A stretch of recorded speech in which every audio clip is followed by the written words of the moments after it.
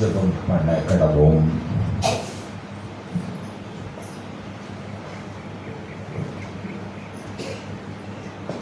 இயேசு அப்பத்தை எடுத்து ஸ்தோத்திரம் பண்ணி அதை பிட்டு அவர்களுக்கு கொடுத்து, இது உங்களுக்காக கொடுக்கப்படுகிற என்னுடைய சரீரமாயிருக்கிறது, என்னை நினைவு கூறும்படி இதை செய்யுங்கள் என்றார்.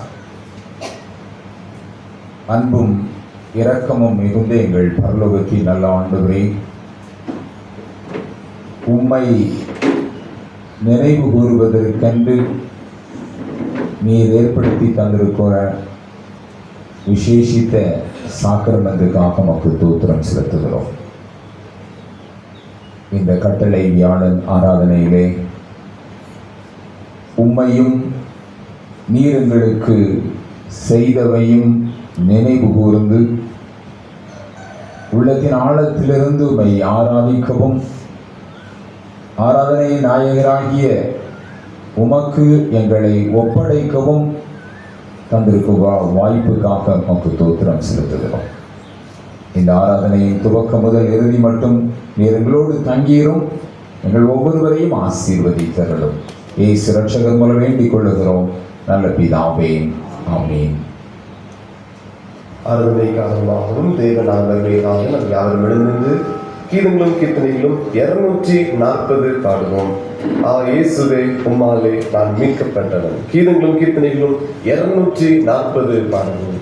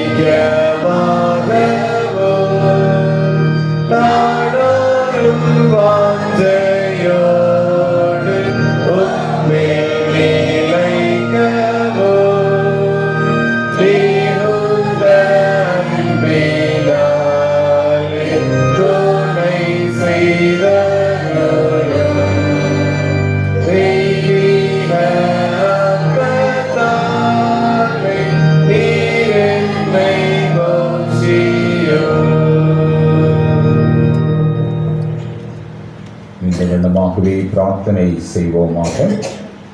பரிசுத்த திருவிருந்து ஆராதனை. எல்லா இருதயங்களையும், எல்லா விருப்பங்களையும், எல்லா ரகசியங்களையும் அறிந்திருக்கிற சர்வ வல்லமையுள்ள தேவனே, நாங்கள் தேவரிடத்தில் பரிபூர்ணமாய் அன்பு கூறவும் உமது பரிசுத்த நாமத்தை உத்தமமாய் மகிமைப்படுத்தவும் உமது பரிசுத்த ஆவியின் ஏவுதலால் எங்கள் இருதயத்தின் சிந்தனைகளை சுத்தம் பண்ணியருள எங்கள் கர்த்தராகிய இயேசு கிறிஸ்துவின் மூலமாய் வேண்டிக் கொள்ளுகிறோம்.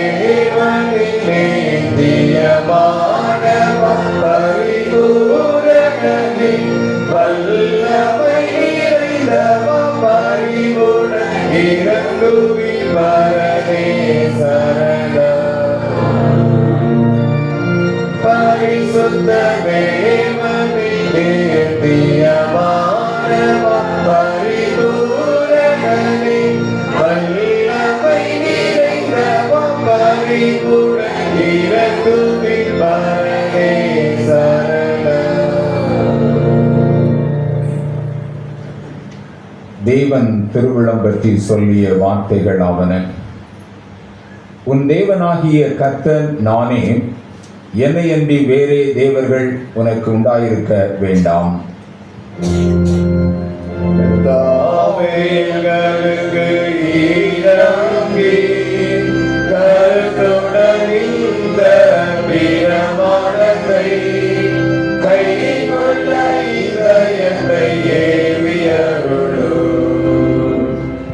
மேலே வானத்திலும் கீழே பூமியிலும் பூமியின் கீழ் தண்ணீரிலும் உண்டாயிருக்கிறவைகளுக்கு ஒப்பான ஒரு சொரூபத்தை ஆகிலும் யாதொரு விக்கிரகத்தை ஆகிலும் நீ உனக்கு உண்டாக்க வேண்டாம். நீ அவைகளை நமஸ்கரிக்கவும் சேவிக்கவும் வேண்டாம்.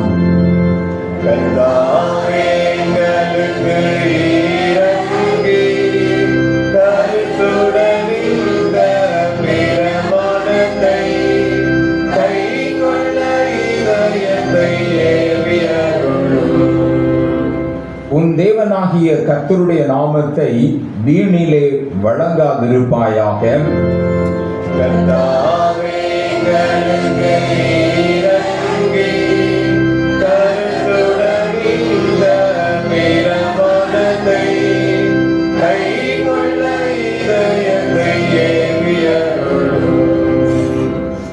ஓய்வு நாளை பரிசுத்தமாய் ஆசரிக்க நினைப்பாயாக. 6 நாளும் நீ வேலை செய்து உன் கிரியைகளை எல்லாம் நடப்பிப்பாயாக. 7ஆம் நாளோ உன் தேவனாகிய கர்த்தருடைய ஓய்வு நாள்.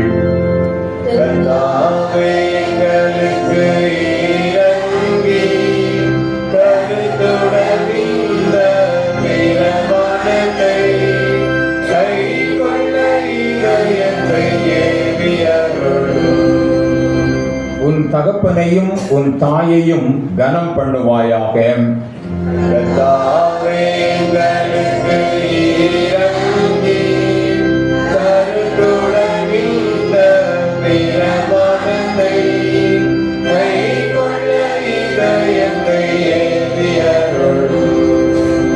கொலை செய்யாதிருப்பாயாக.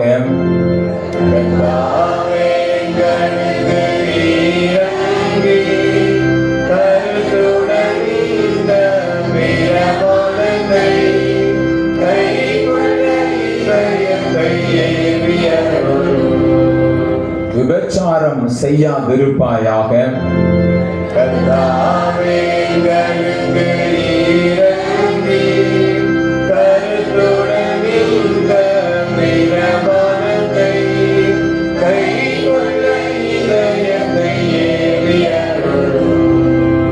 களவு செய்யாதிருப்பாயாக.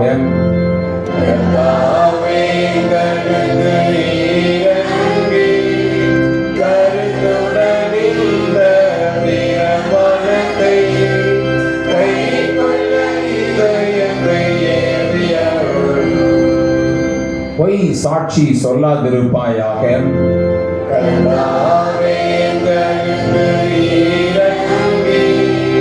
கருத்துடன் இந்த பிரமாணத்தை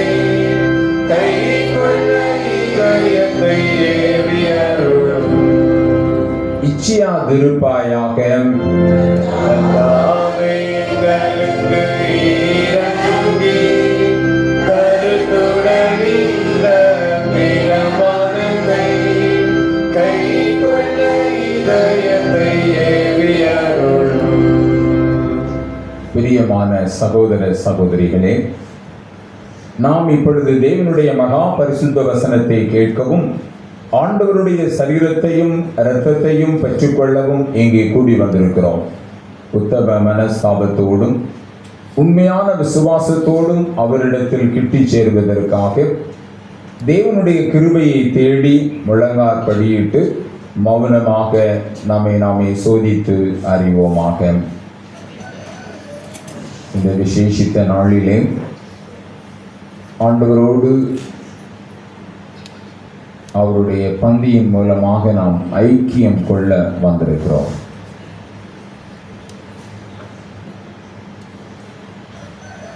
நம்ம எல்லாரும் குறைவுடையவர்கள்.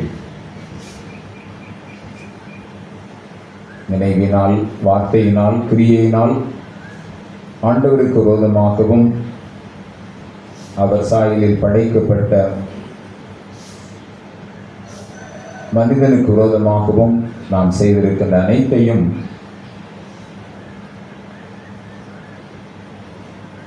ஆண்டவருடைய சன்னிதானத்திலே சொல்லி அறிக்கை செய்வோம்.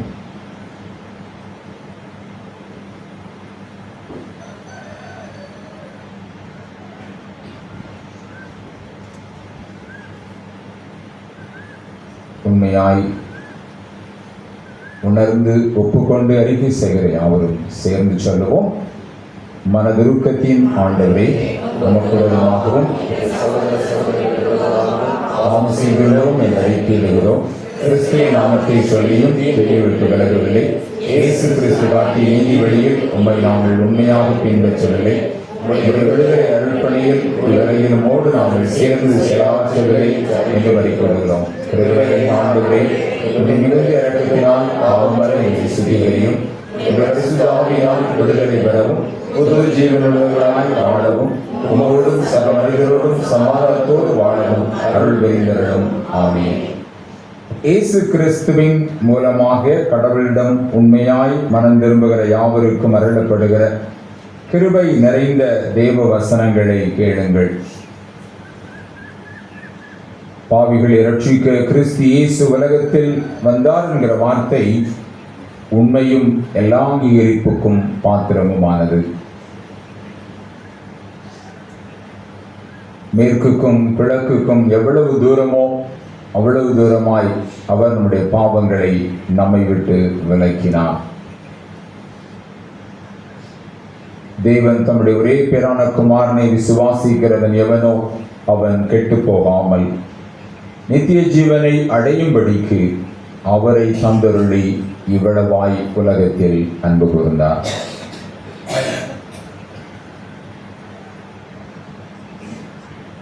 நம்முடைய பரம பிதாவாகிய சர்வ வல்லமையுள்ள கடவுள் உத்தம மனஸ்தாபத்தோடும் உண்மையான விசுவாசத்தோடும் தமிழத்திற்கு மனம் திரும்பி தங்கள் சகோதர சகோதரிகளின் குற்றங்களை மன்னிக்கிற யாவருக்கும் பாவ மன்னிப்பை அருளி செய்வோம் என்று மிகுந்த இரக்கமாய் வாக்குத்தத்தம் செய்திருக்கிறார்.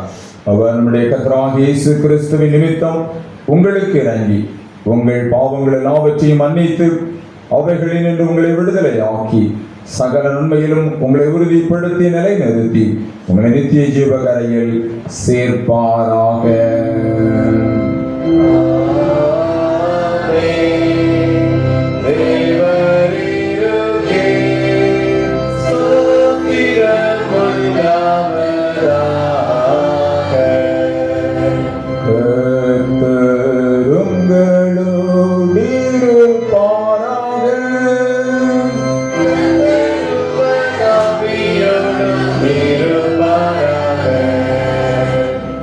ஜெபம் பண்ண கடவோம்.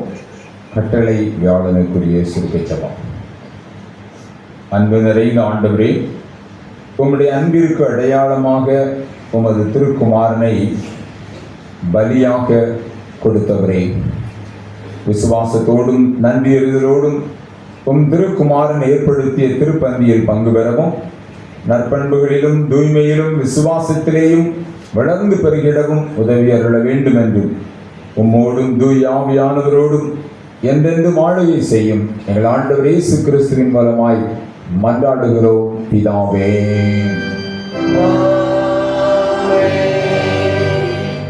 சபையார் உட்கார்வோம். நிருப வாக்கியம், சுவிசேஷ வாக்கிய பகுதிகள் வாசிக்க கேட்போம். வாசிக்கும்படியாக தெரிந்து கொள்ளப்பட்ட நிருப வாக்கியம் அப்போஸ்தலனாகிய பவுல் கொரிந்தியருக்கு எழுதின முதலாம் நிருபம் 11ஆம் அதிகாரம் 20ஆம் வசனம் முதல் 26ஆம் வசனம் வரை. 1 கொரிந்தியர் 11ஆம் அதிகாரம் 20ஆம் வசனம் முதல். நீங்கள் ஓரிடத்தில் கூடி வரும்போது அவனவன் தன் தன் சொந்த போஜனத்தை முன்னே சாப்பிடுகிறான். ஒருவன் பசியாயிருக்கிறான், ஒருவன் வெறியாயிருக்கிறான். இப்படி செய்கிறது கர்த்தருடைய ராப்போஜனம் பண்ணுதல் அல்லவே? புசிக்கிறதற்கும் குடிக்கிறதற்கும் உங்களுக்கு வீடுகள் இல்லையா? தேவனுடைய சபையை அசட்டை பண்ணி இல்லாதவர்களை வெட்கப்படுத்துகிறீர்களா? உங்களுக்கு நான் என்ன சொல்லுவேன்? இதை குறித்து உங்களை புகழ்வேனோ? புகழேன். நான் உங்களுக்கு ஒப்புவித்ததை கர்த்தரிடத்தில் பெற்றுக்கொண்டேன். என்னவெனில், கர்த்தராகிய இயேசு தாம் காட்டிக் கொடுக்கப்பட்ட அன்று ராத்திரியிலே அப்பத்தை எடுத்து ஸ்தோத்திரம் பண்ணி அதை பிட்டு, நீங்கள் வாங்கி புசியுங்கள், இது உங்களுக்காக விற்கப்படுகிற என்னுடைய சரீரமாய் இருக்கிறது, என்னை நினைவு கூறும்படி இதை செய்யுங்கள் என்றார்.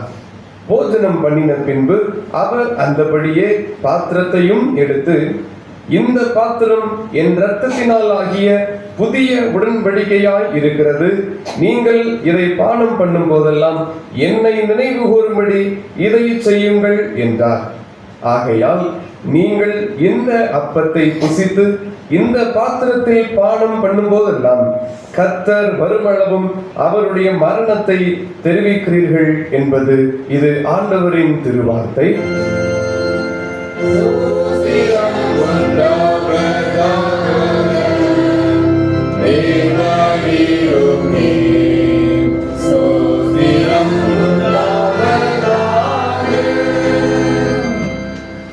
பரிசுத்த லூக்கா எழுதின சுவிசேஷம் 22ஆம் அதிகாரம் 15ஆம் வசனம் முதல் அடங்கியுள்ள தேவனுடைய வார்த்தையை கேளுங்கள்.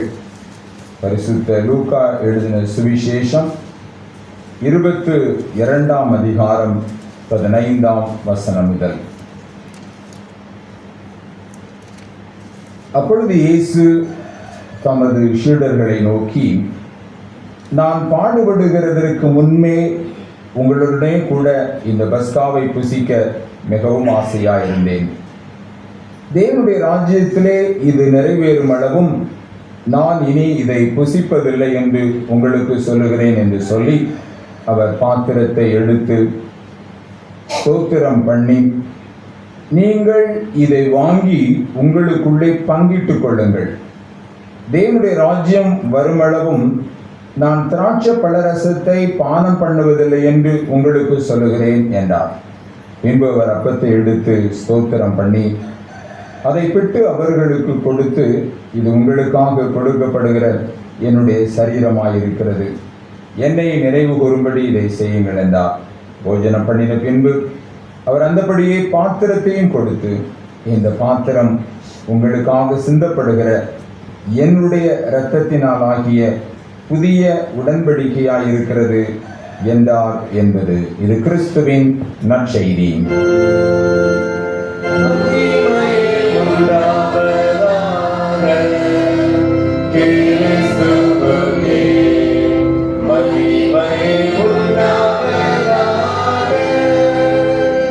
வானத்தையும் பூமியையும்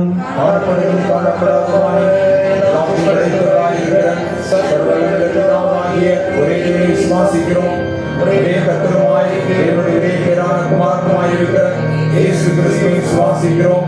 அவர் சகல உலகங்கள் உண்டாவதற்கு முன்னே நமது பிதாவினாலே ஜெனிப்பிக்கப்பட்டவர், தெய்வத்தில் தெய்வமானவர், ஜோதியில் ஜோதியானவர், மெய்தேவனில் மெய்தேவனானவர், உண்டாக்கப்படாமல் ஜெனிப்பிக்கப்பட்டவர், பிதாவினுடைய ஒரே தன்மையுடையவர், சகலத்தையும் உண்டாக்கினவர் மனிதனாகி நமக்காகவும் நமக்கு ரட்சிப்புண்டாகவும் பரமண்டலத்திலிருந்து இறங்கி பரிசுத்தாவியினாலே மனிதனிடத்தில் அவதரித்து மனிதனானார். நமக்காக புதிதாக்கிய காலத்தில் சிறையில் அறையுண்டு பாடுபட்டு அடக்கமிடப்பட்டார். வேத வாக்கியங்களின்படி 3ஆம் நாள் உயிர் தெழுந்தார். பரமண்டலத்துக்கு ஏறி வாசத்தில் வீற்றிருக்கிறார். ஈருலகையும் மரித்தோரையும் நியாயத்திற்கு மகிமையுடைய திரும்ப வருவார். அவருடைய ராஜ்யத்துக்கு முடிவில்லை. கர்த்தருமாய் ஜீவனை கொடுக்கிறவருமாய் பிதாவிலும் குமாரனிலும் என்று புறப்படுவருமாய் பிதாவோடும் குமாரனோடும் கூட தொழுது தோற்கடிக்கப்படுவருமாய் தீர்க்கதரிசிகள் மூலமாக விளைவருமாய் இருக்கிற பரிசுத்தாவியை விசுவாசிக்கிறோம். ஒரே பரிசுத்த பொதுவான அப்போஸ்தல திருச்சபை உண்டென்று விசுவாசிக்கிறோம். பாவ மன்னிப்புகளில் நியமிக்கப்பட்ட ஒரே ஞானஸ்நானத்தை அறிக்கையிடுகிறோம். மரித்தோர் உயிர்த்தெழுதலும் மகிமைக்குரிய ஜீவனும் நாம் என்று காத்திருக்கிறோம். சபையாக பேசியிருக்கார்கள்.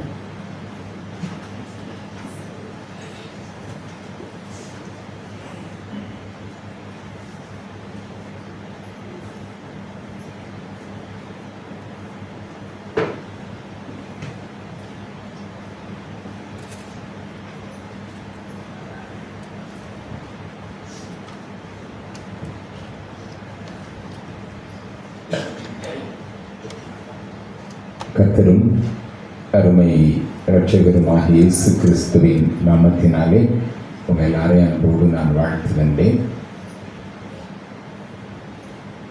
என்னை தெரிந்தவர்கள் எத்தனை பேருக்கு ஆனும் தெரியல. 30 ஆண்டுகளுக்கு முன்பு உங்களுடைய ஆலயத்திலே நான் பணியாற்றினேன். பழையங்கோட்டை தூய திருத்துவ பேராலயத்திலே உதவி குருவாக பணியாற்றும் போது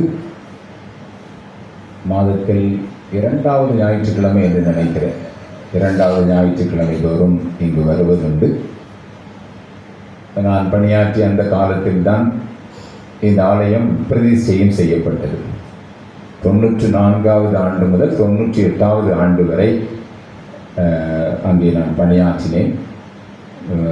கொக்கரோளம் சபை ஒரு நல்ல அருமையான சபை. கிட்டத்தட்ட இப்போ இருக்கிறதுல 90% பேர் அப்போது இருந்திருக்க மாட்டீங்கன்னு நினைக்கிறேன். 90-95% பேர். ஒரு சிலர் 1-2 பேரை பார்க்கிறேன்.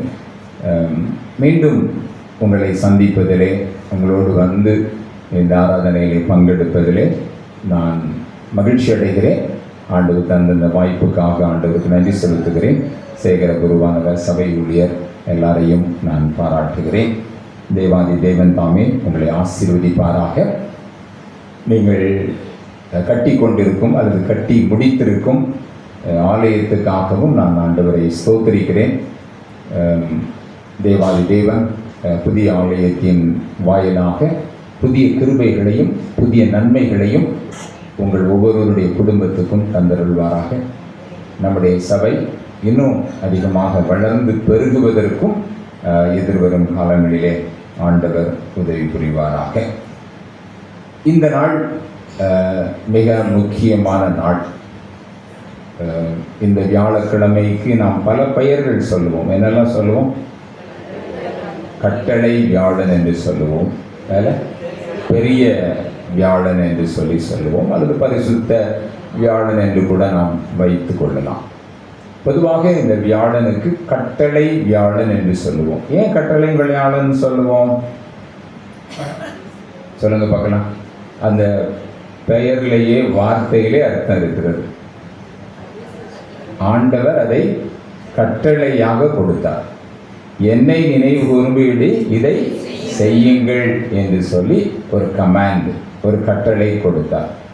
அப்போ ஒவ்வொரு முறையும் திருவிருந்திலே நாம் பங்கு பெறும்போது ஆண்டவர் கொடுத்த கட்டளையை நினைவு கூறுகிறோம். சில ஆலயங்களிலே தினந்தோறும் திருவிருந்து நடைபெறுகிறது. சில ஆலயங்களிலே வாரம் தோறும் மாதத்திற்கு ஒரு முறையாவது திருவிருந்து நடைபெறுகிறது. ஆனால் திருவிருந்தினுடைய ஸ்தாபக நாள், திருவிருந்து நிறுவப்பட்ட நாள் இந்த கட்டளை வியாழனிலே. ஆண்டவர் காட்டி கொடுக்கப்பட்டார். சிலுவையிலே அறையப்படுவதற்கு முன்பு தன்னுடைய சீடர்கள் எல்லாரையும் கூப்பிட்டு, நான் பஸ்காவை உங்களோடு சேர்ந்து புசிக்க ஆசையாக இருந்தேன் என்று சொல்லி ஆண்டவர் சொல்லுகிறார். ஆகையால் இந்த திருவிருந்தினுடைய முக்கியத்துவத்தை குறித்து இந்த நாளிலே சிந்திப்பது நமக்கு மிகவும் பிரயோஜனம். திருவிருந்தை குறித்து நாம் தொடர்ந்து சிந்தித்துக் கொண்டே தான் இருக்கிறோம். அடிக்கடி ஒவ்வொரு ஆலய பிரதிஷ்டை பண்டிகை இலும் நம்ம சிந்திப்போம். அடிக்கடி நம்முடைய திருச்சபையினுடைய அந்த அல்மனாக் அல்லது கேலண்டரில் திருவிருந்தை குறித்து சிந்திப்பதற்கு வருடத்திற்கு ஒரு முறையாவது வாய்ப்பு கொடுக்கப்படும். இதை தவிர ஒவ்வொரு ஆராதனையிலும் அல்லது ஒவ்வொரு பிரசங்கத்திலும் இதை குறித்ததான அழுத்தங்கள், இதை குறித்ததான முக்கியத்துவம் நமக்கு உணர்த்தி காண்பிக்கப்பட்டு கொண்டே இருக்கிறது. குறிப்பாக இந்த நாளிலே திருவிருந்தை குறித்து நாம் அதிக காரியங்கள் அறிந்து கொள்வது நல்லது, மிகவும் மகிழ்ச்சியான காரியம். பெண்கள் அதிகமாக வந்திருக்கிறீங்க. நான் ஆண்களில் 3 பேர் தான் பார்க்குறேன். எல்லாரும் எல்லா ஆராதனைக்கும் வந்தால் நல்லது. குறிப்பாக ஒரு இது வார நாளில் இருக்கிறதுனால வராமல் இருக்கலாம். ஞாயிறு ஆராதனைக்கு ஒருவேளை நீங்கள் கூடுதலாக ஆண்கள் வரலாம். இது முக்கியமானது. இந்த ஆராதனையில் எப்படியாவது திருவிருந்தில் பங்கு பெறணும்னு சொல்லிட்டு பொதுவாக நாம் விரும்புவது உண்டு. தேவாதி தேவன் நம் அனைவரும் இன்னும் திருவிருந்தினுடைய முக்கியத்துவத்தை அறிந்து கொள்வதற்கு ஆண்டவர் உதவி புரிவார். மிகச் சுருக்கமாக திருவிருந்தினுடைய 3 முக்கியமான காரியங்களை உங்களோடு கூட நான் பகிர்ந்து கொள்ள விரும்புகிறேன். இந்த திருவிருந்தை குறித்து நீங்கள் லூக்கா எழுதின சுவிசேஷம் 22ஆம் அதிகாரத்திலே நாம் வாசிக்க கேட்டோம். அதே போல நிருபவாக்கியத்திலே கொரிந்தியருக்கு எழுதிய நிருபம் 1வது கடிதம் 11ஆம் அதிகாரத்திலே பவுல் இதனுடைய முக்கியத்துவத்தை விளக்குகிறார். இன்றைய தினத்தில் நம்மளோடு இந்த கொரிந்தியருக்கு எழுதிய கடிதத்திலே பவுல் என்ன முக்கியத்துவத்தை சொல்லுகிறார் என்பதை உங்களோடு கூட நான் சொல்ல விரும்புகிறேன். முதலாவது, திருவிருந்தும் திரு உறவும் என்று சொல்லி நாம் சொல்லலாம். திருவிருந்து ஒரு திரு உறவு. திருவிருந்து ஒரு முக்கியமான உறவை காண்பிக்கிறது. ஆங்கிலத்தில் இந்த திருவிருந்துக்கு என்ன சொல்லுவாங்கன்னா ஹோலி கம்யூனியன் சொல்லுவாங்க.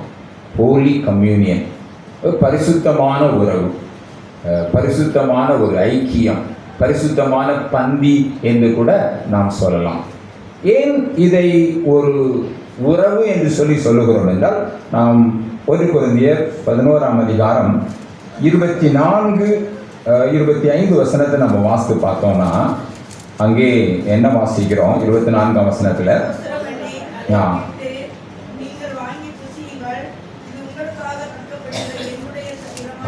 என்னுடைய சரீரமாய் இருக்கிறது என்று சொல்லி இங்கே என்ன வாசிக்கிறோம். 25ஆம் வசனத்தில்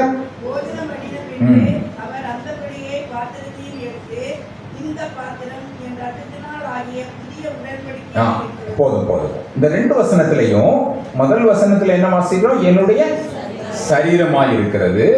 25ஆம் வசனத்தில் என்னுடைய இரத்தமாய் இருக்கிறது. அப்போ திருவிருந்துல யாருடைய சரீரத்தை பெறுகிறோம்? கிறிஸ்துவினுடைய, இயேசுனுடைய சரீரத்தை, இயேசுனுடைய இரத்தத்தை பெறுகிறோம். அப்போ சரீரமும் இரத்தமும் சேர்ந்துதான் அது உயிர். இப்போ என்னுடைய சரீரத்தில் எல்லா ரத்தமும் போயிட்டுனா உயிர் போயிடும் அல்ல. அப்போ உயிர் என்றால் சரீரமும் இரத்தமும். சரீரத்திலிருந்து இரத்தத்தை பிரித்து விட்டோம் என்றால் உயிர் இருக்காது. அப்போ திருவிருந்து ஒரு திரு உறவை காண்பிக்கிறது. என்ன? யாரோடு உறவு காண்பிக்கிறது? கிறிஸ்துவோடு, நமக்காக பாடுபட்டு மரித்த ஆண்டவரோடு கூட நாம் உறவு கொள்ளுகிறோம், ஐக்கியம் கொள்ளுகிறோம். இது ஒரு திரு உறவு என்று சொல்லி நாம் சொல்லலாம்.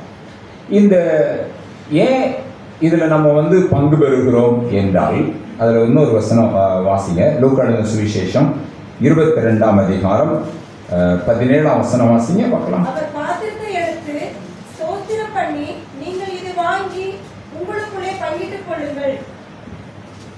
உங்களுக்குள்ளே பங்கிட்டுக் கொள்ளுங்கள். இது என்னுடைய சரீரம். இதை நீங்க வாங்கி உங்களுக்குள்ள ஷேர் பண்ணி கொள்ளுங்கள், உங்களுக்குள்ளே பங்கிட்டுக் கொள்ளுங்கள். அப்போ திருவிருந்திலே ஆண்டவரோடு நாம் ஐக்கியம் கொள்ளுகிறோம். இன்னொன்று, நம்மோட ஐக்கியம் கொள்ளுகிறோம், ஒருத்தரோடு ஐக்கியம் கொள்ளுகிறோம். அப்ப திருவிருந்து கடவுளோடு கொண்டுள்ள ஐக்கியம் மாத்திரமல்ல, விசுவாசிகள் ஒவ்வொருவரோடும் கூட ஐக்கியம் கொள்கிறோம். அவருடைய அந்த காலத்தில் சில சபைகளை இன்னும் பின்பற்றுகிறாங்க. பிரெட் இப்போ நம்ம தனித்தனி ஒவ்வொரு பிரெட்டாக நம்ம கொடுக்குறோம், ஏன்னா அப்பமாக கொடுக்குறோம். ஒரே பிரெட் அதை எல்லாரும் ஷேர் பண்ணி என்ன செய்கிறாங்க, பகிர்ந்து கொண்டு உணவுறது. அப்போ ஒரே சரீரம், நம்ம எல்லாரும் அதை பங்கிட்டு கொடுக்குறோம், பகிர்ந்து கொடுக்குறோம். அப்போ திரு உறவுலே, இந்த திருவிருந்திலே அதை நாம் பார்க்கிறோம். ஆண்டவரோடு உள்ள ஐக்கியம். கிறிஸ்து ஒருவர், நாம் கிறிஸ்து தலை, நாம் எல்லாரும் அவருடைய அவயவமாக இருக்கிறோம். அப்போ சபை அப்படின்னாலே கிறிஸ்துவின் சரீரம் தான் சபை. கிறிஸ்துவின் சரீரமாகிய சபைக்கு பிதாவாகிய குமாரனாகிய இயேசு கிறிஸ்து தலையாக இருக்கிறார். அப்போ ஆண்டவரோடு உள்ள ஐக்கியம் மிகவும் மிகவும் முக்கியமானது. அதனால தான் திருவிருந்து ஆராதனையில் சொல்லப்படுகிற ஜெபங்களை பார்த்தீங்கன்னா 2 முக்கியமான ஜெபங்கள் சபையார் சொல்லுகிற ஜெபங்கள். ஒன்று பாவரிக்கை ஜெபங்கள். ஜெபம் நம்ம அந்த பாவரிக்கை ஜெபம் எப்படி ஆரம்பிக்கும்? யாராவது சொல்லுங்க பார்க்கலாம். பாவரிக்கை ஜெபம் சொன்னோம், எப்படி ஆரம்பிக்கும்? மனதுருக்கத்தின் ஆண்டவரே, மனதுருக்கத்தின் ஆண்டவரே, எங்களை பாவத்தை மன்னியோ அப்படின்னு சொல்லி நம்ம கேட்குறோம். இன்னொரு ஜெபம் பின்னால் வரும். அந்த ஜெபம் எப்படி ஆரம்பிக்கும்? இரக்கமுள்ள கர்த்தாவே, எங்கள் சுயநீதியை நம்பி நாங்கள் உடைய சன்னதியில் வராமல் உடைய அழகில்லாத இரக்கத்தையே நம்பியே நாங்கள் வருகிறோம். அப்போ ஆண்டவரோடு உள்ள ஐக்கியம். அன்பான ஆண்டவருடைய பிள்ளைகளே, இந்த திருவிருந்தில் நாம் வரும்போது கடவுளோடு, ஆண்டவரோடு, இயேசுவோடு நாம் ஐக்கியம் கொள்ளுகிறவர்களாக இருக்க வேண்டும். அந்த ஐக்கியம் முக்கியமாக. ஏதோ வரணும், பங்கு பெறணும், போகணும் அப்படிங்கிறது இருக்கக்கூடாது. பொதுவாக அநேகருக்கு திருவிருந்தில் பங்கு பெறணும், சிலர் திருச்சபையினுடைய சட்டத்திட்டத்துக்காகவே பங்கு பெறுகிறோம். ஏன்னா சிலர் ஓட்டு போடணும்னா வருஷத்துக்கு 3 தடவை திருவிருந்தில் பங்கு பெற்றால் தான் வாக்குரிமை செலுத்த முடியும், வாக்கு செலுத்த முடியும். அதற்காக அல்லது திடப்படுத்தல் படித்தாதான் சபையில் வேலை வாய்ப்பு கிடைக்கும், ஏதாவது பெனிஃபிட் கிடைக்கும். திடப்படுத்தல் படித்தாதான் இது கிடைக்கும், அது கிடைக்கும். அதுக்காகவே திருவிருந்து. அதுக்காக திருவிருந்து இல்லை. திருவிருந்து ஆண்டவரோடு கொண்டுள்ள ஒரு ஐக்கியம். அது ஆண்டவரோடு மாத்திரமல்ல, ஒருவரோடு ஒருவரும் நாம் ஐக்கியம் கொண்டவர்களாக இருக்க வேண்டும். திருவிருந்துக்கு வருகிற எல்லாரோடையும் நம்ம பேசுகிறோமா? திருவிருந்துக்கு வர்ற எல்லாரோடையும் சமாதானமா நம்ம இருக்க முடிகிறதா? நம்ம பக்கத்துல இருக்கிறவங்களோட திருவிருந்துல பங்கு பெறுகிற பக்கத்துல இருக்கிறவங்களோட பேசுறோமா? சேர்ந்து முழங்கால் போடுற வர்ற ஒருத்தரோட நம்ம பேசுறோமா? நாம் யோசித்து பார்க்க வேண்டும். இன்னைக்கு நம்ம எல்லாரும் கிறிஸ்தவர்கள் என்கிற ஒரு ஒரு பெயர், ஒரு குடை இருக்கிறது. ஆனால் நாம் கிறிஸ்துவை உடையவர்களாக, நாம் ஒருவரோடொருவர் ஐக்கியம் கொண்டவர்களாக இருக்க வேண்டும். ரொம்ப முக்கியமான. இரண்டாவது, 1 கொரிந்தியர் இந்த 11ஆம் அதிகாரம் 26ஆம் வசனம் விதமாக சொல்கிறது. ஆகையால் நீங்கள் இந்த அப்பத்தை புசித்து இந்த பாத்திரத்தில் பானம் போடும் போதெல்லாம் கர்த்தர் வருமளவும் அவருடைய மரணத்தை தெரிவிக்கிறீர்கள். இந்த பாத்திரத்தில் பானம் பண்ணும் போதெல்லாம் கர்த்தர் வருமளவும் அவருடைய மரணத்தை தெரிவிக்கிறீர்கள். திருவிருந்தில் வரும்போது எப்படி அவருடைய ரத்தத்தை நம்ம பெற்றுக்கொள்ளுகிறோம்? அவர் நமக்காக மரித்தார், அவர் மரணம் அடைந்தார். அவர் மரிக்காவிட்டால் இந்த திருவிருந்து நமக்கு சாத்தியமாக இருக்காது. இயேசு தான் சிலுவையில் அடிக்கப்படுவதற்கு முன்பதாக இதை செய்யுங்கள் என்று கட்டளையாக கொடுத்தார், இதை ஸ்தாபித்தார். ஆனால் ஆக்சுவலா எப்போ இந்த திருவிருந்து நமக்காக ஸ்தாபிக்கப்பட்டது என்றால் இயேசு சிலுவை மரத்தில் மரித்த போது. அது எதை காண்பிக்கிறது என்றால் கிறிஸ்துவனுடைய தியாகம். முதலாவது கிறிஸ்துவும் திரு உறவும், இன்னொன்று கிறிஸ்துவும் தியாகம். தியாகம். அவர் மரித்ததினாலே, அவர் சிலுவையில் அடிக்கப்பட்டு தன்னுடைய கடைசி சொட்டு ரத்தம் சரீரத்தை விட்டு நீங்கும் வரை அவர் நமக்காக பாடுபட்டதினாலே தான் இந்த திருவிருந்து சாத்தியம் ஆகிறது. சிலுவை மரணம் என்பது தியாகத்தினுடைய உச்சம். நாளைய தினத்தில் மும்மணி தியான ஆராதனையில அதை தான் நாம் அதிகமாக தியானிக்க போகிறோம். கிறிஸ்துவனுடைய சிலுவையை குறித்து நாம் அதிகமாக தியானிக்க போகிறோம். இந்த திருவிருந்திலையும் ஆண்டவர் என்ன சொல்றாரு? உங்களுக்காக பிற்கப்படுகிற, இது உங்களுக்காக பிற்கப்பட்டது. இயேசுனுடைய சரீரம் நமக்காக பிற்கப்பட்டது, சிலுவையிலே பிற்கப்பட்டது. அப்போ சிலுவையிலே இயேசுனுடைய சரீரம் பிற்கப்பட்டிருக்காவிட்டால் நமக்கு என்ன கிடைச்சிருக்காது? மீட்பு கிடைச்சிருக்காது, நமக்கு சமாதானம் கிடைச்சிருக்காது, நமக்கு விடுதலை கிடைச்சிருக்காது. அப்போ எல்லாமே தியாகத்தினுடைய விளைவு. திருவிருந்து ஒரு ஹோலி கம்யூனியன், திருவிருந்து ஹோலி சாக்ரிஃபைஸ். இது ஒரு ஹோலி சாக்ரிஃபைஸ், பரிசுத்த ஒரு தியாகம் என்று சொல்லி நாம் சொல்ல முடியும். அன்பான ஆண்டவருடைய பிள்ளைகளே, ஆகையால் திருவிருந்தில் நாம் வரும்போது இது ஏதோ ஒரு சடங்காச்சாரமா, ஒரு விதத்தில் சந்தோஷமானதான். திருவிருந்து ஆராதனையில் வரும்போது அழுதுட்டு யாரும் வரக்கூடாது, ஏன்னா சந்தோஷமா வர வேண்டியதுதான். ஆனால் அதே சமயத்தில் ஆண்டவர் நமக்காக பட்ட வேதனைகள், அவர் கடந்து சென்ற பாதை, அவர் ஏற்றுக்கொண்ட தியாகத்தையும் நாம் என்ன செய்ய வேண்டும்? நினைவு கூற வேண்டும். இது ஒரு ஆடம்பரமான ஆராதனை அல்ல, இது ஒரு அர்த்தமுள்ள ஆராதனை, மகிழ்ச்சியான ஆராதனை தான்.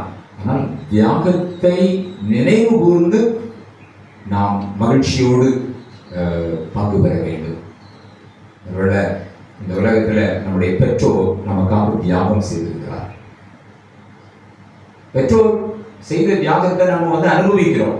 அவங்க கட்டின வீடு, அவங்க வாங்கி கொடுத்த தோட்டம், அவங்க சம்பாதிச்ச எல்லா ஆஸ்திகள் நாம் இன்னைக்கு அனுபவிக்கிறோம், நாம் சந்தோஷப்படுகிறோம். ஆனால் என்ன நினைவு கூற வேண்டும்? என்னுடைய தாய் தகப்பன் என்னுடைய இந்த சந்தோஷத்துக்காக பாடுபட்டார்கள், அவருடைய தியாகத்தை எப்போதும் நாம் நினைவு கூற வேண்டும். திருவிருந்தில் வரும்போது ஆண்டவர் எனக்காக மரித்தார், கிறிஸ்துவனுடைய தியாகத்தை நாம் நினைவு கூற வேண்டும். நாமும் அவ்விதமாக தியாக உடையவர்களாக இருக்க வேண்டும்.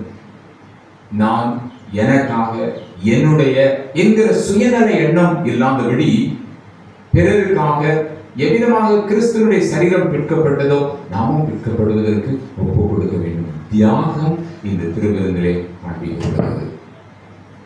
பெர்சியா நாட்டினுடைய ராஜாவாகிய கோரேஸ் என்பவன் அவனுடைய காலத்திலே அநேக நாடுகளை அவன் வென்று ஒரு பெரிய பேரரசனாக, வல்லரசனாக இருந்தான். பக்கத்து ஒரு நாட்டை அவன் ஜெயித்து அந்த நாட்டினுடைய இளவரசனையும் அவனுடைய குடும்பத்தையும் பிணை கைதியாக தன்னுடைய தேசத்துக்கு கொண்டு வந்தான். ஆனால் அவன் மீது இவனுக்கு கொஞ்சம் பரிவு இருந்தது. அப்பொழுது அந்த கோரேஸ் மன்னன் அந்த இளவரசனிடம் கேட்டான், நான் உன்னுடைய பிள்ளைகளை விடுவிக்கிறேன் என்றால், விடுவிக்கிறேன் வைத்துக்கொள்ளேன், நீ எனக்கு என்ன தருவாய் என்று சொல்லி கேட்டான். அப்பொழுது அவன் சொன்னான், என்னுடைய ராஜ்ய பாரத்தை உனக்கு கொடுக்கிறேன் என்று சொல்லி சொன்னான். அடுத்த கேள்வி கேட்டான், சரி உன்னுடைய மனைவியை நான் விடுதலை செய்கிறேன்னா எனக்கு நீ என்ன தருவ அப்படின்னு சொல்லி கேட்டான். அப்போ அவன் சொன்னான், அந்த இளவரசன் சொன்னான், ஐ கிவ் மை செல்ஃப், நான் என்னையே தருகிறேன் என்று சொன்னான். பிள்ளைகளை விடுவிக்கும் போது என்னுடைய ராஜ்யபாரத்தை தர்றேன் அப்படின்னு சொன்னான். என்னுடைய மனைவியை விடுவித்தால் நான் என்ன தருகிறேன், என்ன வேணாலும் செய்யும் அப்படின்னு சொல்லி சொன்னான். இவன் தன்னுடைய மனைவி மீது கொண்ட அந்த அன்பை எண்ணி பார்த்த அந்த கோரேஸ் மன்னன் இந்த இளவரசனை விடுவித்து, நீ போய்விட்டு வா, நான் உன்னை குடும்பமாக விடுதலை செய்கிறேன் என்று சொன்னான். வீட்டுக்கு போனாங்க. வீட்டில் அந்த பேரரசன், அந்த இளவரசன் தன்னுடைய மனைவியிடம் கேட்டான், how gorgeous, is he very beautiful, no is he very handsome அப்படின்னு சொல்லி கேட்டான். அவர் ரொம்ப ஹேண்ட்ஸமாக இருந்தார், ரொம்ப அழகாக இருந்தார்கள் அப்படின்னு சொன்னான். அவள் சொன்னான், எனக்காக தன்னுடைய உயிரையே கொடுக்க வந்த உங்களை போன்ற அழகுள்ளவன் இந்த உலகத்தில் யார் என்று சொல்லி சொன்னான். எனக்காக தன்னுடைய உயிரையே கொடுக்க வந்த உங்களை போன்ற அழகுள்ளவர் இந்த உலகத்தில் யாரோ நான் யாரையுமே எதிர்த்து பார்க்கவில்லை என்று சொன்னான். அன்பான ஆண்டவருடைய பிள்ளைகளே, இந்த திருவிருந்திலே ஆண்டவருடைய அந்த பேரழகை, ஆண்டவருடைய அந்த தியாகத்தை நாம் பார்க்கிறோம். நமக்காக தன்னுடைய உயிரையே தியாக பலியாக அவர் கொடுக்க முன்வந்தார். மூன்றாவதாக ஒரு காரியத்தை நான் சொல்ல விரும்புகிறேன். திருவிருந்தும் திருப்பணியும். திருவிருந்து ஆராதனையோடு இந்த திருவிருந்து முடிந்து விடுவதில்லை. நான் அடிக்கடி என்ன நினைக்கிறோம், வர்றோம், இந்த கம்யூனியன் சர்வீஸில் 1 மணி நேரம் பங்கு பெற்றால் அதோடு கூட முடிந்து விடுகிறது என்று சொல்லி நினைக்கிறோம். திருவிருந்து இந்த 4 சுவருக்குள் முடிந்து விடக்கூடாது. இது தொடர்ந்து நடைபெற்று கொண்டே இருக்க வேண்டும். ஆண்டவர் இயேசு இந்த உலகத்தில் வாழ்ந்தபோது அவர் ஊழியம் கொள்ளும்படி வராமல், ஊழியம் கொள்ளுதல் என்றால் பிறர் தனக்கு சேவை செய்ய அவர் இடம் கொடாமல், அவர் பிறருக்கு சேவை செய்வதே தன்னுடைய வாழ்வினுடைய முழு நோக்கமாக கொண்டிருந்தார். ஸோ திருவிருந்து ஏற்கனவே நான் சொன்னது போல இது ஒரு கொண்டாட்டம், ஒரு மகிழ்ச்சி தான். ஆனால் இது இது இது ஒரு வாழ்வாக மாற வேண்டும். திருவிருந்து ஒரு வாழ்வாக மாற வேண்டும். காரணம், இயேசு திருவிருந்திலே தன்னுடைய சரீரம் விற்கப்படுவதற்கு அவர் ஒப்பு கொடுத்தார். தன்னுடைய சரீரம் பிறருடைய பயனுக்காக இருக்க வேண்டும் என்று சொல்லி அதை தியாகத்தோடு கூட ஒப்பு கொடுத்தார். நாமும் இயேசு கிறிஸ்துவனுடைய வாழ்வை போன்று பிறருக்கு நம்மால் இயன்ற அளவு பங்குடையவர்களாக மாற வேண்டும். இயேசு சாமி சிலுவையிலே மரித்த போது அவருடைய சரீரம் விற்கப்பட்டது, அவருடைய ரத்தம் சிந்தப்பட்டது. சொல்லப்போனால் அவருக்குன்னு ஒன்று கூட ஒரு திரும்ப கூட வைக்கலை. அவருடைய ட்ரெஸ்ஸை கூட என்ன பண்ணாங்களாம், சீட்டு போட்டு எடுத்தாங்களாம். அப்போ ஒன்றுமே இல்லாத ஏசாமி சிலுவையில் அரைஞ்சதை படத்தில் நீங்கள் பார்த்தீங்கன்னா எல்லாவற்றையும் எடுத்துக்கொண்டார்கள். அவர் தன்னுடைய சரீரத்திலே எல்லா வேதனைகளையும் பட்டு எல்லாவற்றையும் இழந்து அவருடைய கைகளிலும் கால்களிலும் ஆணிகள் கடாவப்பட்டவராக இருந்தார். இன்றைக்கு திருவிருந்திலே பங்கு பெறுகிற நாமும் இந்த உலகுக்கு நாம் பகிர்ந்து கொடுக்கப்பட்டு நாம் பிறர் பயனடைவதற்கு காரணமாக இருக்க வேண்டும் என்பதை நாம் பார்க்க முடிகிறது.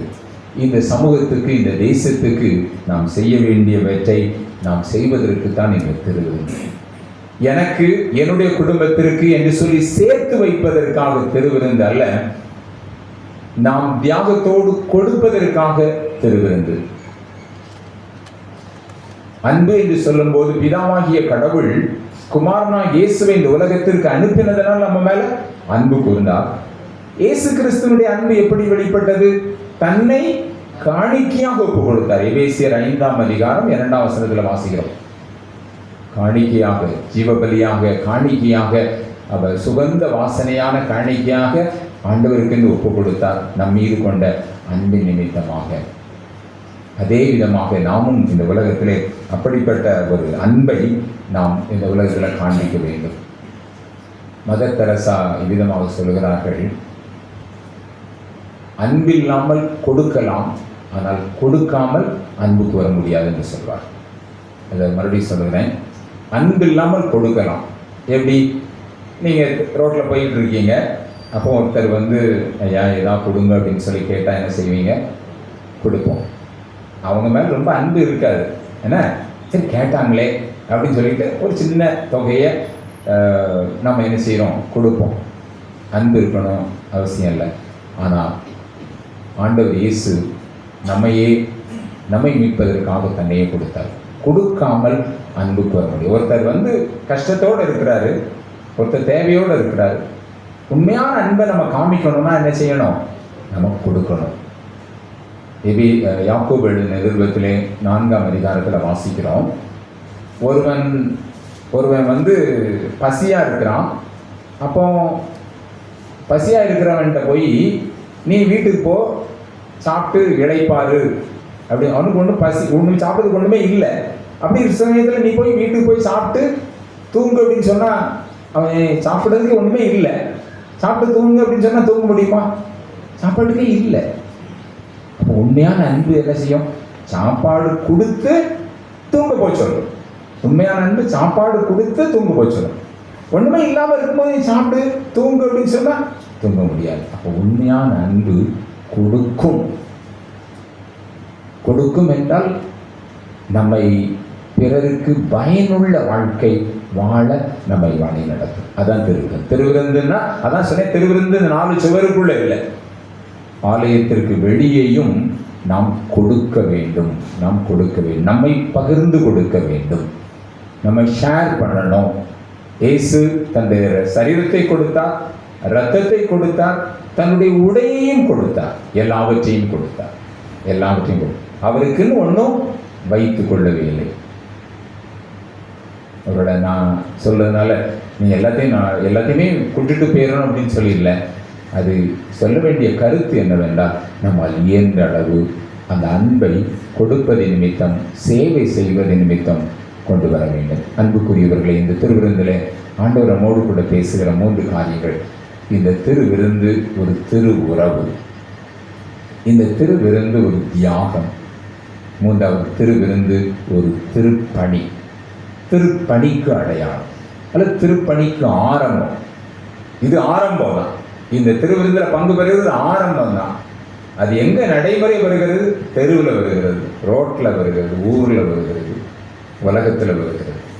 அங்கெல்லாம் போய் நான் இயேசுவினுடைய பிள்ளை, அவரோடு ஐக்கியம் கொண்டிருக்கிறேன், என்னுடைய ஐக்கியத்திலே நீயும் வா என்று சொல்லி அவர்களையும் காண்பிப்பது.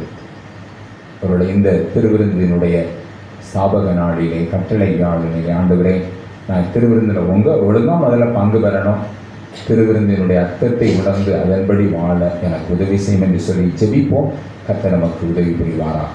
ஆமென். கண்களை மூடி பிரார்த்தனை செய்வோம். ஆண்டவர் நம்மோடு கூட பேசியிருப்பார் என்றால் நம்மை ஒப்புக் கொடுப்போமா? ஆண்டவரை, இனிமேல் திருவிருந்திலே உம்மோடு உள்ள ஐக்கியத்திலும் ஒருவரோடு ஐக்கியமாக வாழ எனக்கு உதவி செய்யும். திருவிருந்தினுடைய தியாகத்தை உணர்ந்து வாழ உதவி செய்யும். செய்ய வேண்டிய பணி, பகிர்ந்து கொடுக்க வேண்டிய காரியங்கள் எல்லாவற்றையும் நினைத்து திருப்பணி விடை செய்ய எனக்கு உதவி செய்யும் என்று சொல்லி கேட்போமா? தகப்பனே, நம்முடைய வார்த்தைக்காய் ஸ்தோத்திரம். இன்று அதிகாலையில் நம்முடைய வார்த்தையை கேட்டிருக்கிறோம். நாங்கள் திருவிருந்தினுடைய மேன்மையை உணர்ந்தவர்களாக உமக்கென்று வாழ எங்களுக்கு துணை புரியும். இயேசு ரட்சகர் மூலம் வேண்டிக் கொள்ளுகிறோம் நல்ல பிதாவே. ஆமென்.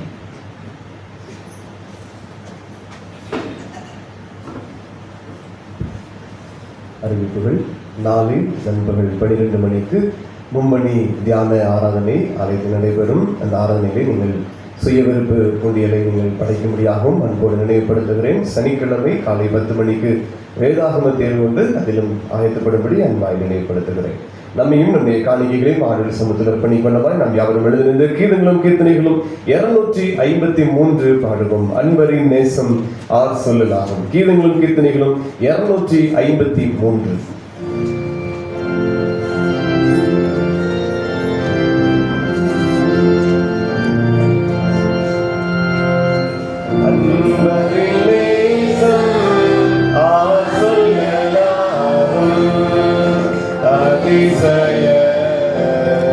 அன்பரின்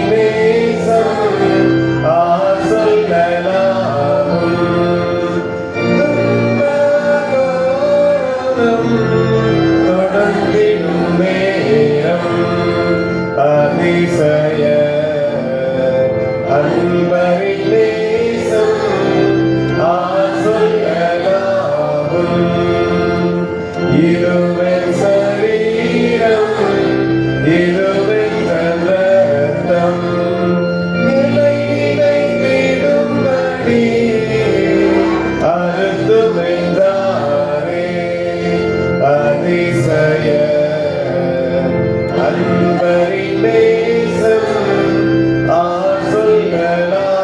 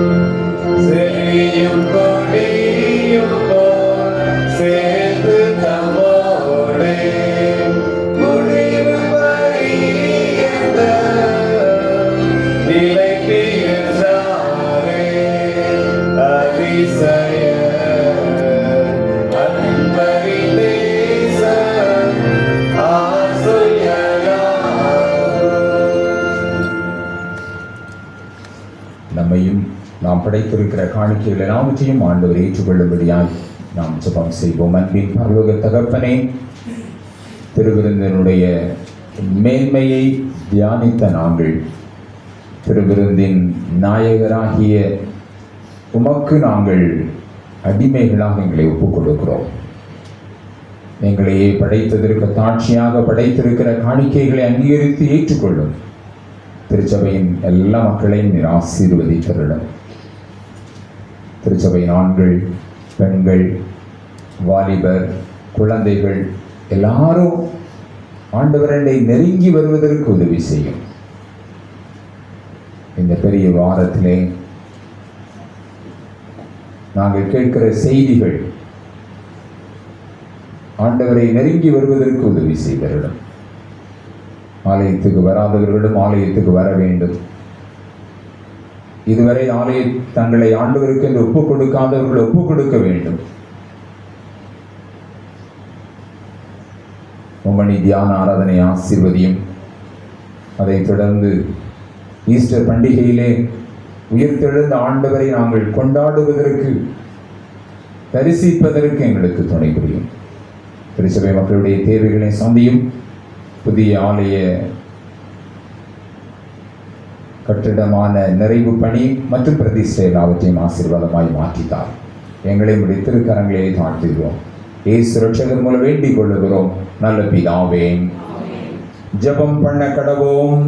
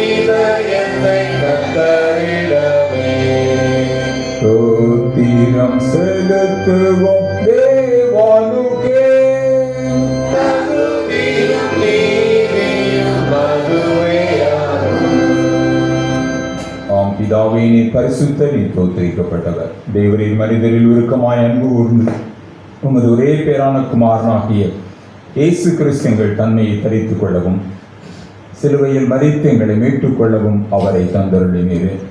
அவர் சிலுவையில் ஒரே தரம் தம்மை தாமே ஏக பலியாக ஒப்புக் கொடுத்து சர்வலோகத்தின் பாவங்களை நிவர்த்தி செய்வதற்கு நிறைவும் பூரணமும் போன்றதுமான பலியையும் காணிக்கையும் பரிகாரத்தையும் செலுத்தினதும் அல்லாமல் தமது அருமையான மரணத்தை வைக்கும் நெய்ப்பூட்டும் ஞாபகத்தை நியமித்து தாம் திரும்ப வரும் அளவும் நாங்கள் இதை அனுசரித்து வரும்படி தமது பரிசுத்த சுவிசேஷத்தில் கட்டளையிட்டருளினாரே. அவர் தாம் காட்டி கொடுக்கப்பட்ட ராத்திரியிலே அப்பத்தை எடுத்து ஸ்தோத்திரம் பண்ணி அதை பெற்று சீஷர்களுக்கு கொடுத்து, நீங்கள் வாங்கி புசியுங்கள், இது உங்களுக்காக கொடுக்கப்படுகிற என்னுடைய சரீரம், என்னை நினைவு கூறும்படி இதை செய்யுங்கள் என்றார்.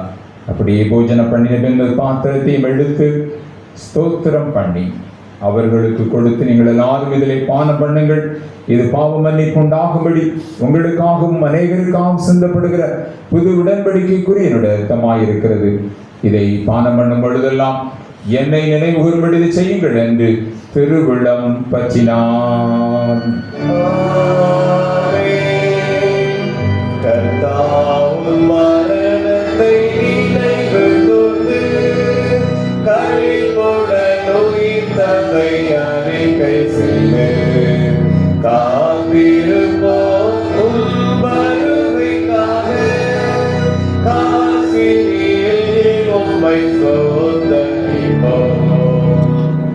ஆதலால் பிதாவே, உமது குமாரனாகிய எங்கள் ஆண்டவரின் அருமையான பாடுகளையும் மரணத்தையும் மகிமையான உயிர்த்தெழுதலையும் பரமேறுதலையும் நினைவு கூர்ந்து உமது அடியார்களாகிய நாங்கள் அவருடைய கட்டளையின்படியே அவர் வருகை எதிர்நோக்கினவர்களாக இதை செய்கிறோம். அவரில் நீர் எங்களுக்காக நிறைவேற்றின பூரண மீட்புக்காக உமக்கு நன்றி செலுத்துகிறோம்.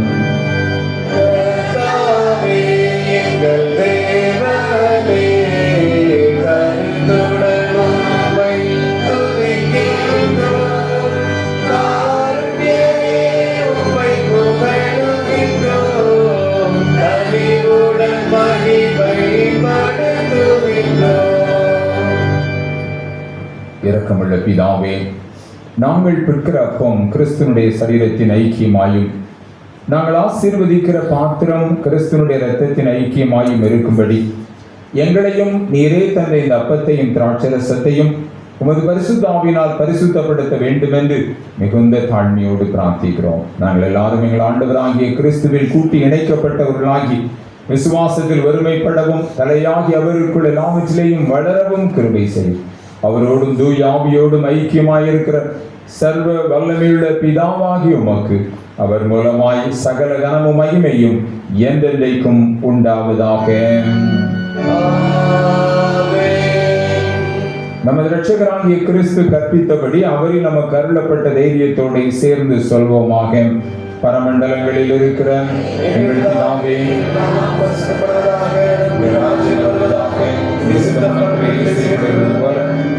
செய்யப்படுவதாக. நாங்கள் மன்னிக்கிறது போல எங்கள் குற்றங்களை எங்களுக்கு மன்னியும். எங்களை சோதனைக்கு பேசி கொள்ளாமல் தீமைகளை ரட்சித்துக் கொள்ளும். ராஜ்யம் மகிமையும்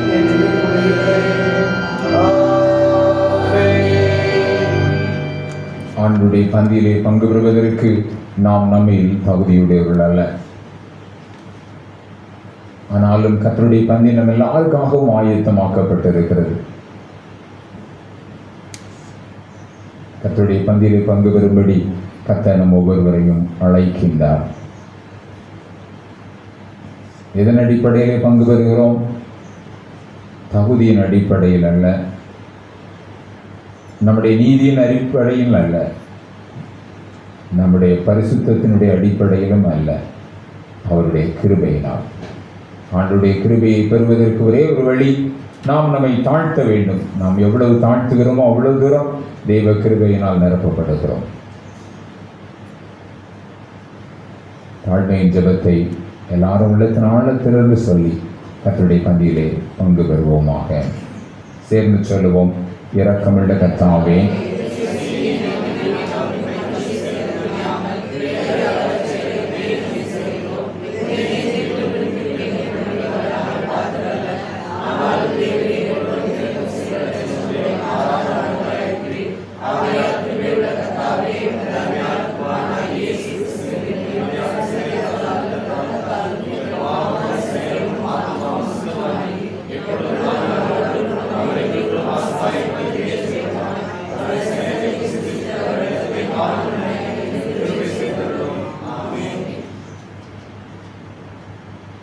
நாம் பிற்கின்ற இந்த அப்பம் கிறிஸ்து இயேசுவினுடைய சரீரத்தின் ஐக்கியமாய் இருக்கிறது அல்லவா?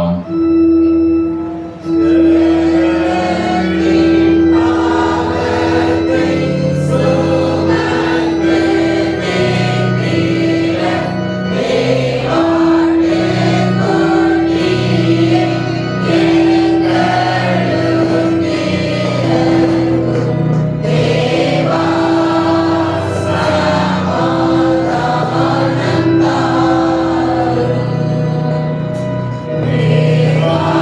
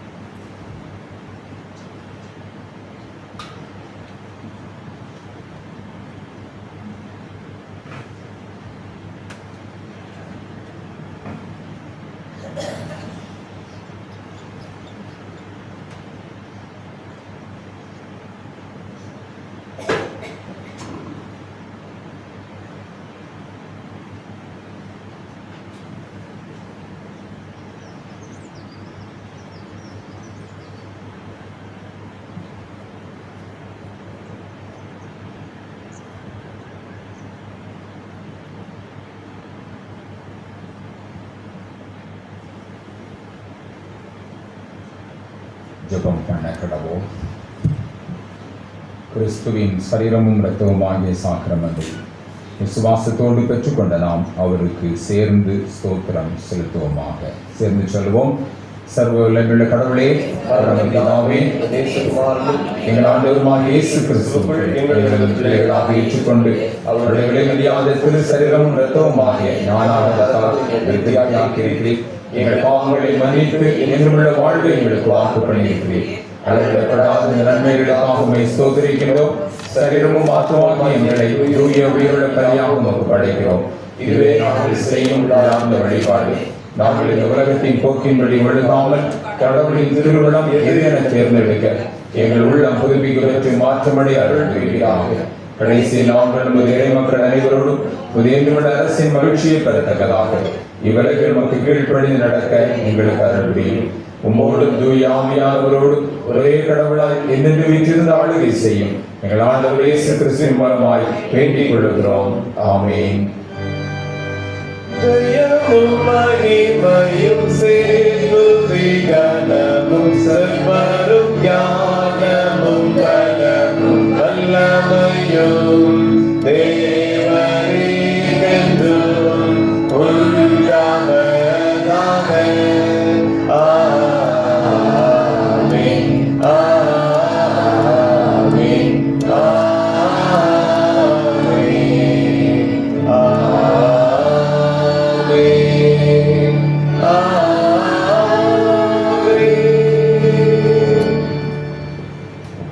எல்லா புத்திக்கும் மேலான தேவ சமாதானம் உங்களோட இருந்து நீங்கள் தேவனையும் அவருடைய குமாரனாகிய நாதர் இயேசு கிறிஸ்துவையும் பற்றிய அறிவிலும் அன்பிலும் நிலைத்திருக்கும்படி உங்கள் இருதயத்தையும் சிந்தையும் காக்க கிடவது.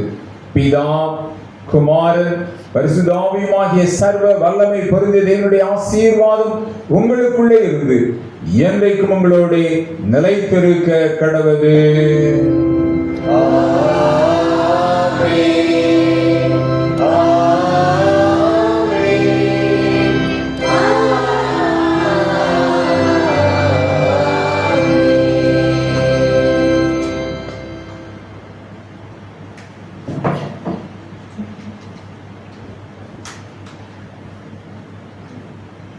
நிறைவு கீதமாக நம் அனைவரும் எழுதினது கீதங்களும் கீர்த்தனைகளும் 248 பாடுவோம். தூய பந்தி சேர்ந்த கைகள். கீதங்களும் கீர்த்தனைகளும் 248.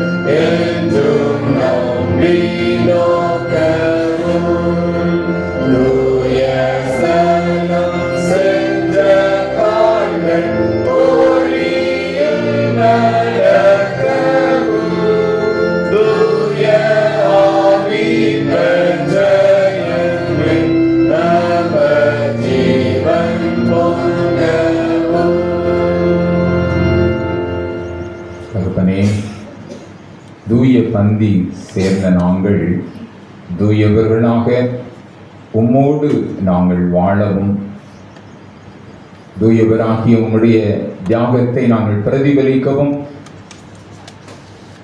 தூய சேவை செய்யவும் எங்களை வழி நடத்தும். திருச்சபை ஆசீர்வதியும். திருச்சபை ஊழியர்களையும் உம்முடைய நாம மகிமைக்கென்று எடுத்து பயன்படுத்தும். விசேஷமாய் சுகவீனமாக இருக்கிற கனம் மதுரம் ஐயர் அவர்களுக்காக ஜெபிக்கிறோம். ஆச்சரியமான சுகத்தை தாரும். மீண்டும் எங்களோடு வந்து பணியாற்ற கிருபை தாரும். எங்களை ஆசீர்வதியும். இந்த வாரம் உண்மையில் நாங்கள் பலன் கொள்ளும் ஒரு வாரமாக இருக்க அருள்தாரும். இயேசு ரட்சகர் மூலம் வேண்டிக் கொள்ளுகிறோம் நல்ல பிதாவே. ஆமென். கர்த்தர் உங்களோடு இருப்பாராக. தேவ சமாதானத்தோடு சென்று வருவோம். ஆமென்.